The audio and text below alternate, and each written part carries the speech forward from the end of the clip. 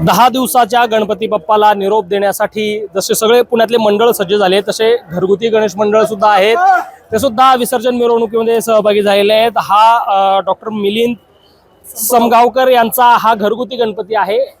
माझ्यासोबत ते स्वतः किती दिवसापासून तुम्ही गणपती बसवता आणि कशा पद्धतीने हे सगळे 10 दिवस असतात? मागील अनेक वर्षापासून आम्ही गणपती बसवतोय। मागच्या 8 वर्षापासून आम्ही बॅटरीवरच्या गाडीने गणपती विसर्जनाच्या मिरवणुकीला सुरुवात केली। अनेक लोक कुमटेकर रस्त्यावर आमच्या गणपतीची वाट बघत उभे असतात, त्यामुळे आम्ही दरवर्षी नवनवीन प्रयोग करण्याचा प्रयत्न करतो। यावर्षी गजराच्या वर स्वार होऊन आम्ही गणपतीला घेऊन चाललोय। मागच्या वर्षी उंदीर मामावर होते, त्याच्या आधी कमळावर होते। भगवंत जशी बुद्धी देतो त्या पद्धतीत त्याचं वाहन तयार करून 10 दिवस सेवा करून आम्ही त्याला विसर्जनाला घेऊन जातो। किती वर्षापासून तुम्ही हे सगळं करताय? आम्ही मागील 9 वर्षापासून आम्ही हे सर्व करतोय आणि गणपती अनेक वर्षापासून बसवतोय। साधारणपणे किती वर्षापासून गणपती घरी असतो? घरी जवळपास माझ्या जन्मापासून म्हणजे आज 45 वर्षापासून घरी गणपती आहे। त्यावेळेचा गणपती म्हणजे 40-45 वर्षापूर्वीचा आणि आता हे सगळं पुण्यातलं तुम्ही वातावरण पाहता, काय बदल काय वाटतो बरं? बदल असा काही नाही आहे, फक्त सोशल मीडियामुळे पाहिजे तसा वाढ झालेली आहे। गणेशोत्सव हा पूर्वीही धार्मिक परंपरेनेच साजरा केला जात होता, यावर्षीही धार्मिक परंपरेनेच साजरा होतोय। मला तरी काही फरक वाटत नाही, फक्त सोशल मीडिया आणि मीडिया जेवढी स्ट्रॉंग होत गेलेली आहे, ज्याला लोकशाहीचा 4था स्तंभ म्हटला जातो, त्याच्यामुळे घरोघरी गणपतीच्या बद्दलच्या किंवा प्रत्येक गोष्टीच्या अपडेट्स मिळत आहेत। त्यामुळे विसर्जनाला किंवा गणपती उत्सवाला एक मोठं स्वरूप प्राप्त झालं आहे। उगाचच काही लोकांनी हे टार्गेट केलं जातो की गणेश उत्सव बदलला वगैरे काही नाही आहे। गणपती उत्सव आधीही तसाच होता।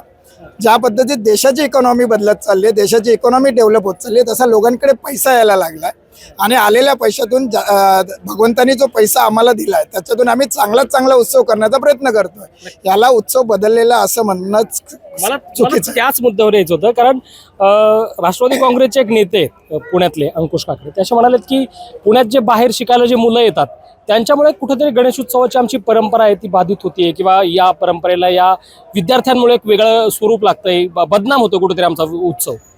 मला तरी असं वाटत नाही। अंकुशजींचं म्हणणं काही लोकांना टार्गेट किंवा त्यांचा अनुभव असू शकेल, काही लोक असू शकतील, कारण की द्राक्षाच्या घडामध्ये एक द्राक्ष खराब असला तर अख्खा घड खराब नसतो। एखाद 2 गोष्टी घडणार। 140 कोटी लोकांचा देश आहे, 1.25 कोटी लोकांचे पुणेकर इथं आहेत, तेवढेच 1.25 कोटी भाविक पुण्यामध्ये आलेले असतील। 2.5 कोटी लोकांमध्ये एखादा सडका आंबा असू शकतो, त्याच्यामुळे थोडंसं गालबोट लागणं शक्य आहे, पण भक्तिभावाने जो उत्सव होतो त्याला गालबोट लागता कामा नये अशी माझी इच्छा आहे। ते भक्तिभावाने होणाऱ्या या उत्सवाला गालबोट पुण्यात तर लागणं अशक्य आहे जवळपास। आणि मला एक सांगा की त्यावेळेस जी वाद्य परंपरा होती म्हणजे जुन्या गणेश उत्सवात आणि आता जी हे सगळे वाद्य पाहतात किंवा डीजेचा अतिरेक पाहतोय आपण, याकडे कसं पाहतो? नक्कीच डीजेचा अतिरेक हा मलाही पटत नाही। डीजे लावावा, परंतु जर धार्मिक भजन लावले तर ते जास्त सोयीस्कर होईल। उगाचच उन्माद गाणे लावणं हे मला आपल्या परंपरेला शोभत नाही असं माझं स्वतःचं मत आहे।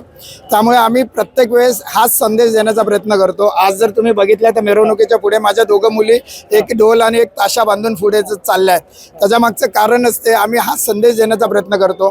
ज्यावेळेस बॅटरीवरचा गणपती बॅटरीवरच्या गाड्या नितीनजींनी पुढे आणण्याचा प्रयत्न केला होता, त्यावेळेस आम्ही फक्त गाडीवर गणपती घेतला होता। आम्ही प्रत्येक वेळेस हा संदेश देण्याचा प्रयत्न करतो। ढोल ताशे वापरले पाहिजे हेही तेवढंच कराय, परंतु जेवढे पथकं आहेत तेवढे मंडळं नाही आहेत। मंडळांच्या तुलनेने पथकांची संख्या खूप कमी आहे। मला स्वतःला असं वाटतं की त्यापेक्षा डीजे असतील असू द्या, त्याच्याही गरिबांचे पोटं चाललेले आहेत। त्यापेक्षा आपण डीजेवर जे गाणे लावले जातात त्याच्यावर आचारसंहिता पाळू, त्याच्यावर गणपतीची गाणे लावा, भजनं लावा, मराठी चांगली गाणे लावा की जेणेकरून लोकांना त्या कर्कश आवाजामध्ये सुद्धा सुमधुर संगीत ऐकायला मिळेल। बाळा तुझं नाव काय? रिद्धी। हे तू शिकली आहे वाजायला? हो। कसं दाखव?